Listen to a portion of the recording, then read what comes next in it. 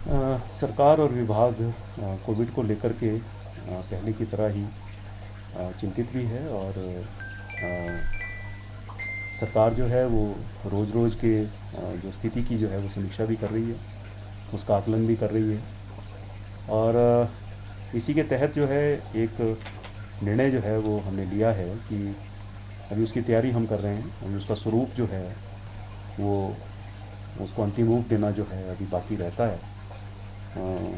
लेकिन इसके ऊपर विभाग काम कर रहा है और योजना ये है कि कुछ समय अवधि जो है वो हम तय करें और उसमें एक जो है वो जन जागरण अभियान जो है, एक मासिव कैंपेन पूरे प्रदेश के अंदर कोविड के प्रति जागरूकता और जो सावधानियाँ प्रत्येक हमारे प्रदेश के निवासी को वासी को जो अमल में लानी है, उन सावधानियों के प्रति जागरूक करने के लिए ये अभियान होगा। और उसमें समूचे समाज को जो है वो इन्वॉल्व करने की, शामिल करने की और इस मुहिम में उनको साथ लेने का जो है हमने जो है निर्णय किया है।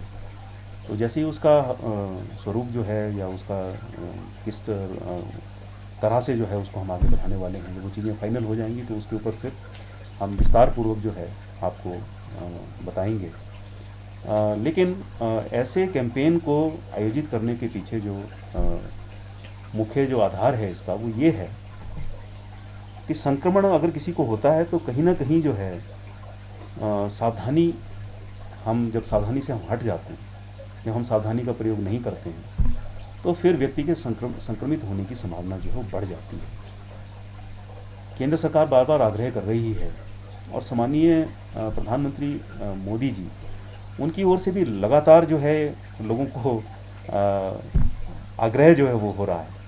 और प्रधानमंत्री जी अगर आग्रह कर रहे हैं तो फिर विषय कितना गंभीर है, तो ये बात जो है वो हर व्यक्ति के जहन में जो है वो जानी चाहिए। तीन जो है बचाव, तो हर प्रेस वार्ता में जब भी आपके साथ हम बैठते हैं तो मैं इसके ऊपर तो चर्चा आवश्यक रूप से करता ही हूँ, क्योंकि आज के समय में जो है, वर्तमान समय में, वर्तमान परिस्थितियों में बचाव ही जो है ये तीन सूत्र हैं। उसमें मास्क का प्रयोग, और मास्क का प्रयोग भी ठीक से मास्क का प्रयोग। कई बार हम देखते हैं कि मास्क जो है वो सिर्फ खड्डी पर लगा हुआ है या सिर्फ जो है उससे जो ये हमारी ओरल ओपनिंग है ये उससे ढकी हुई है और नेज़ल ओपनिंग्स को हमने खुला छोड़ा हुआ है, तब भी जो है वो उसकी हम दावे से नहीं कह सकते कि संक्रमण नहीं होगा। इसलिए मास्क जो है वो नाक के ऊपर तक जो है वो होना है। मास्क अप कैंपेन भी जो है इसके लिए केंद्र से शुरू हुआ है और हमारे प्रदेश में भी ये मास्क अप कैंपेन जो है वो चला हुआ है। मास्क का ठीक प्रकार से प्रयोग हो उसको लेकर के अलग अलग संस्थाओं के लोग भी जो हैं वो आम लोगों से आग्रह कर रहे हैं। दूसरा जो है वो सोशल डिस्टेंसिंग, 2 गज की दूरी है बहुत ज़रूरी, ये आग्रह हम बार बार सुनते हैं। हमारी जो कॉलर ट्यून्स हैं उस पर भी जो है ये तय की गई है और उस पर जो है निर्देश जो है, जब भी हम किसी का फ़ोन सुनते हैं तभी ये हमको जो है ये आग्रह जो है वो हमसे होता है। और तीसरा हैंड हाइजीन को मेंटेन करना, सोप्स और सैनिटाइजर के प्रयोग के माध्यम से। अगर आवश्यक तौर पर प्रत्येक व्यक्ति इन 3 नियमों का अगर पालन करता है तो मैं बहुत दावे से कह सकता हूँ कि फिर उसके संक्रमित होने की जो संभावना है वो बहुत कम हो जाती है। एक बात जो है वो ध्यान में आई है कि लोगों के मन से जो है वो कोविड का डर जो है वो निकल गया है। मेरा अपना ये मानना है कि डर होना जो है बहुत आवश्यक है। एक व्यक्ति जो पूर्णतः स्वस्थ है, ठीक है, वो तो संक्रमित होने के बाद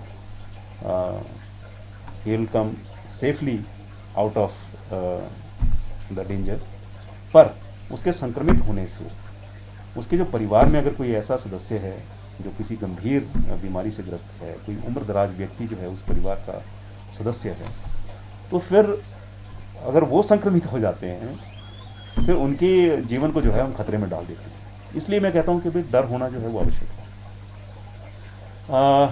और कहीं ना कहीं जो है क्योंकि हमारा जो है स्वभाव जो है वो स्वतंत्र स्वभाव है और ज़्यादा जो है उस स्वभाव में हम हस्तक्षेप भी पसंद नहीं करते हैं।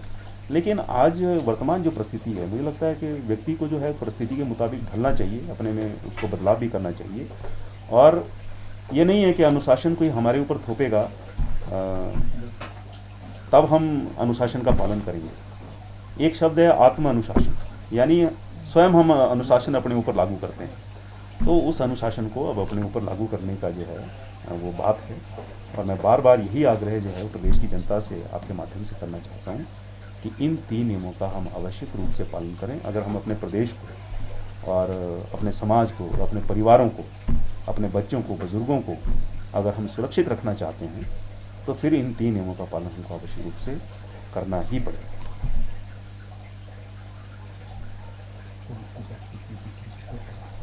सर, वर्तमान की बात की जाए तो चलो डिटेल नहीं है,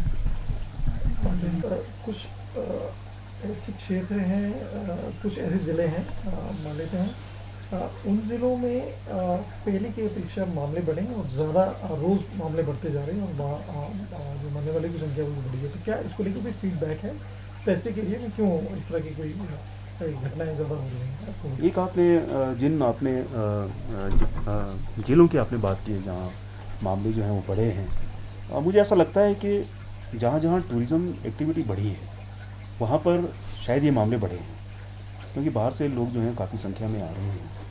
और हमारा प्रशासन, पुलिस विभाग, मैं देखता हूँ यहाँ शिमला में जब भी यहाँ घूमना होता है तो क्योंकि जहाँ जहाँ ज़्यादा टूरिस्ट एक्टिविटी जिन जिन इलाकों में ज़्यादा है वहाँ वहाँ हमारे पुलिस विभाग के लोग उनसे बहुत विनम्रतापूर्वक, जिन्होंने मास्क नहीं डाला है, क्योंकि बाहर से आने वाले लोग देखा जा रहा है कि वो मास्क का प्रयोग नहीं कर रहे हैं, सोशल डिस्टेंसिंग का प्रयोग वो नहीं कर रहे हैं और सावधानी वो बरत नहीं रहे हैं।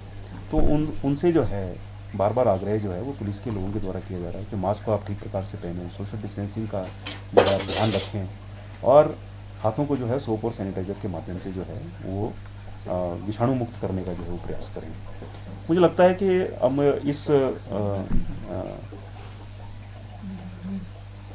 इस गतिविधि को हमको जो है और ज़्यादा इसको हमको सख्त जो है वो बनाना होगा। चलान भी हो रहे हैं, लेकिन मुझे ऐसा लगता है कि जागरूकता जो है वो सबसे बड़ी बात है। जब हम जागरूक हो जाते हैं तो फिर किसी को जो है वो थोपने का विषय जो है फिर वो ख़त्म हो जाता है और वो हमारे लिए बेहतर भी है। इसलिए मुझे लगता है ये जो कैंपेन हम हिमाचल प्रदेश में जो शुरू करने वाले हैं, जागरूकता अभियान, एक तरह से सेंसिटाइजेशन अभियान भी हम इसको बोल सकते हैं, उसके बाद जो है काफ़ी जो है वो स्थिति जो है वो ठीक हो जाएगी हिमाचल प्रदेश में, ऐसा मुझे लगता है। सर, एक पीजीआई का जो एक मसला था कि हिमाचल के जो मरीज थे उन्हें वहाँ पर इलाज नहीं दिया जा रहा था, तो उस पर सर क्या अपडेट है और सरकार की तरफ से क्या कदम उठाया गया है? मैं डायरेक्टर पीजीआई से अभी 1-2 दिन पूर्व मैं मिला हूँ चंडीगढ़ में जाकर के, तो सारे विषय पर उनके साथ बात हुई है और वो तैयारियां कर रहे हैं, क्योंकि कोविड के कारण से जो है सारा फोकस, हम देश के किसी भी अस्पताल की बात करें तो सारी एनर्जी जो है वो कोविड पर ही लगी हुई थी। अब हमारे प्रदेश में भी जो है वो ऐसा ही था। तो अब धीरे धीरे चीज़ें जो हैं वो नॉर्मेलिटी की तरफ जो है वो बढ़ना शुरू हुई हैं और अस्पतालों में भी सामान्य जो अस्पतालों की जो गतिविधियां हैं वो भी सामान्य रूप से जो है वो शुरू हो रही हैं। उसके लिए सभी संस्थान तैयारी कर रहे हैं, उसमें पीजीआई भी शामिल है। तो डायरेक्टर महोदय ने मुझे आश्वस्त किया है कि आगे आने वाले समय में कोई दिक्कत जो है वो हिमाचल प्रदेश से आने वाले रोगियों को नहीं आने दी जाएगी। सर, इसके अलावा अगर बात की जाए आईजीएमसी की या टांडा मेडिकल कॉलेज की, जितने भी सरकारी अस्पताल हैं, वहाँ पर जो दूसरी बीमारियों से ग्रसित जो मरीज हैं उन्हें जिस तरह से आरोप, जो कई बार इस तरह के मामले भी पेश आए हैं कि अच्छे से ट्रीट नहीं किया जाता है, तो इस पर सरकार की तरफ से क्या डायरेक्शंस है और क्या जो अस्पताल प्रशासन है उनसे कोई रिपोर्ट ली जा रही है, जानना चाहिए। जो आपने विषय उठाया है आईजीएमसी में, जो आपने कहा है कि कोई नेग्लिजेंस अगर कहीं किसी मामले में हुई है, ऐसे जितने भी मामले ध्यान में आए हैं सरकार के, कोई शिकायत आई है तो उन शिकायतों की जो है वो सरकार ने जांच भी करवाई है। और जैसा कि मैंने कहा है कि सारा फोकस और सारी एनर्जी और हमारा जो मैन पावर है हॉस्पिटल का, वो अधिकांश जो है वो कोविड से निपटने के लिए जो है उसका प्रयोग जो है वो हो रहा है। लेकिन मैं फिर यही कहना चाहता हूँ कि अब सामान्य गतिविधियाँ जो है वो शुरू हो रही हैं और भविष्य में मुझे लगता है कि ऐसी कोई दिक्कत जो है वो आएगी नहीं। एक प्रश्न जो है उठाया था कि भाई डेथ्स जो हैं वो जैसे ज़्यादा हो रही हैं, तो उसमें मैं यही कहना चाहूँगा कि जो डेथ्स हो रही हैं उसमें डेथ का जो कारण है वो कारण जो है, साथ में अगर कोई गंभीर बीमारी संक्रमित होने वाले व्यक्ति को, उसको मान लीजिए कोई किडनी से संबंधित कोई उसको बीमारी है हार्ट से संबंधित कोई उसको बीमारी है, और भी कोई उसको अगर यदि कोई गंभीर रोग है, कोई डायबिटिक है वो, तो ऐसे लोगों में जो है वो मृत्यु की संभावना जो है वो ज़्यादा है। क्योंकि जितनी भी मृत्यु हिमाचल प्रदेश में हुई है कोविड के कारण से, एक एक मृत्यु का जो है, एक एक डेथ का जो है डेथ ऑडिट हमने करवाया है। उसमें डेथ ऑडिट में उसका करवाने के पीछे उद्देश्य ये है कि कारण क्या रहे हैं। तो जब कारण हमने देखे हैं तो उसमें कारण जो है, ये जो कोमॉर्बिडिटी जो रही हैं, तो उसके कारण से जो है वो डेथ जो है वो देखी गई। सर, एक कोविड संक्रमित जो पेशेंट ठीक हो चुके हैं उनके दूसरी बार सैंपल भरने के लिए कहा गया था, तो क्या इसकी प्रक्रिया शुरू हो चुकी है और कितने ऐसे संक्रमित लोग जो ठीक हो चुके हैं उनके सैंपल्स भरे गए हैं? अभी इसके बारे में तो मेरे पास जानकारी नहीं है कि ऐसे कितने लोगों की जो है दोबारा सैंपलिंग हुई है। इसमें जानकारी हासिल करने के बाद ही मैं कुछ कहता हूँ। जी सर। सर, सर्दियाँ बढ़ रही है तो क्या कोरोना अभी से हिमाचल प्रदेश में ज़्यादा बढ़ेगा? ये स्टडी है जी, हाँ हाँ WHO और ये आ, ऑर्गेनाइजेशंस कह रही हैं कि जैसे विंटर्स आएंगे हाँ। बढ़ेगी, फ्लू जैसे केसेस बढ़ेंगे, तो व्हाट इसके लिए भी क्या कोई कैंपेन चलाएगी कि सर्दियों से कैसे बचें? संक्रमण की संभावना जो है वो बढ़ सकती है। सर्दियों में संक्रमण की संभावना बढ़ सकती है, क्योंकि स्वास्थ्य संबंधी रोग जो हैं वो सर्दियों में ज़्यादा देखे जाते हैं। और ये आग्रह जो है वो बार बार विभाग की तरफ से हो रहा है कि फ्लू लाइक सिम्टम्स अगर किसी को हों तो तुरंत जो है वो जांच करवाए। फ्लू लाइक सिम्टम्स हो, बुखार हो, तो तुरंत जो है वो इसमें जो है वो जांच करवाए, टेस्ट करवाए। यहाँ जो है फिर असावधानी ना हो, टेस्ट ही ना करवाए व्यक्ति। डॉक्टर, कल आपने एक अन्वेषण किया था, मुख्यमंत्री साहब के साथ गए थे कि सुपर स्पेशलिटी बनाने को लेकर लंबे अरसे से काम चल रहा है, ये काम कहाँ तक पहुँचा है? क्या उम्मीद करें कि जल्द अब शिमला और हिमाचल प्रदेश के लोगों को ये नए जो इसका एक फेज तैयार होगा IGMC का, कब तक शुरू हो पाएगा और काम कब तक पहुँचे? इसका अधिकांश काम जो है पूर्ण हो चुका है, और जो शेष काम है उसके लिए सम्माननीय मुख्यमंत्री जी ने निर्देश दिए हैं कि 6 महीने के अंदर जो है ये कार्य पूर्ण होकर के, और 6 महीने के बाद जो है इसको फंक्शनल किया जाए। तो हम उम्मीद करते हैं कि जिस तरह से कल वहाँ सभी जो अधिकारी लोग वहाँ उपस्थित थे, और जो वहाँ निर्माण कार्य जो कंपनी कर रही है उसके लोग थे, और अन्य विभागों के द्वारा भी जो काम जो है होना, जैसे पानी का है, बिजली का है, तो उन विभागों के अधिकारी भी वहाँ पर उपस्थित थे। और जिस प्रकार से उनका कल मैंने रिस्पांस वहाँ पर देखा, तो मैं भी आश्वस्त हूँ कि 6 महीने के अंदर जो है सुपर स्पेशलिटी जो ब्लॉक चमियाना में जो बन रहा है वो उसका कार्य पूर्ण हो जाएगा, और फिर ये सुविधा जो है हमारे प्रदेश के लोगों को जो है वहाँ पर स्वास्थ्य सुविधा, उत्तम स्वास्थ्य सुविधा जो है हमारे प्रदेश के लोगों को वहाँ मिलना शुरू हो जाएगा। महाराष्ट्र की घटना कुछ बोलेंगे सर?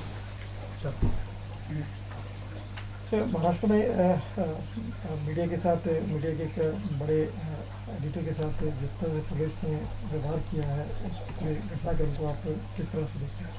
एक तरफ तो हम स्वतंत्रता के अधिकार, बोलने की स्वतंत्रता के अधिकार की हम बात करते हैं, और दूसरी ओर महाराष्ट्र जैसे एक बहुत बड़े प्रांत के अंदर जो है इसी अधिकार के ऊपर जो है प्रहार होता है। तो मेरा ये मानना है कि जिस प्रकार से महाराष्ट्र सरकार ने अर्णब गोस्वामी के ऊपर कार्रवाई की है वो बहुत निंदनीय है, और इसकी जितनी भी निंदा की जाए कम है। और ऐसे प्रयासों के द्वारा जो है मैं समझता हूँ इससे संदेश जो है वो अच्छा नहीं जाता है, और जिस तरह का वातावरण जो है ऐसी कार्रवाई की बात बनता है, वो वातावरण भी जो है वो मैं नहीं समझता हूँ कि ठीक वातावरण बनता है।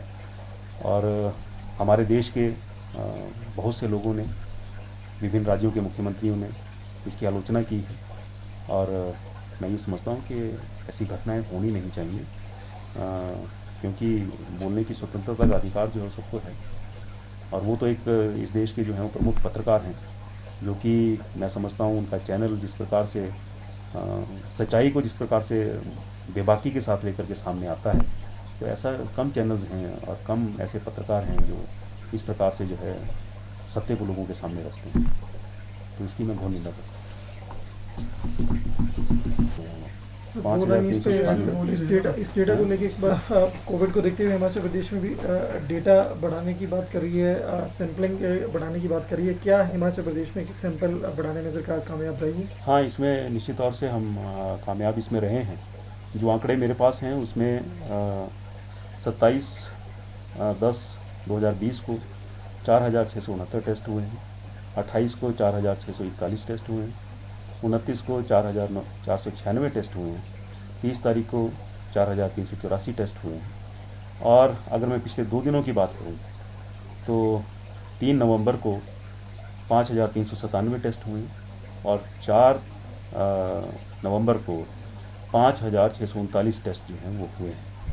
तो जो हमने सोचा था कि नंबर ऑफ़ टेस्ट जो है डेली उसको हम बढ़ाएंगे ताकि ऐसे केसेस को जो है जो पॉजिटिव हैं उनको हम ट्रेस कर सकें और ट्रेस करने के बाद उनका उपचार शुरू हो सके और संक्रमण की संभावना को न्यूनतम किया जा सके। मुझे लगता है कि इस दिशा में जो है हम आगे भी बढ़ रहे हैं और काफ़ी हम सफल इसमें हुए हैं।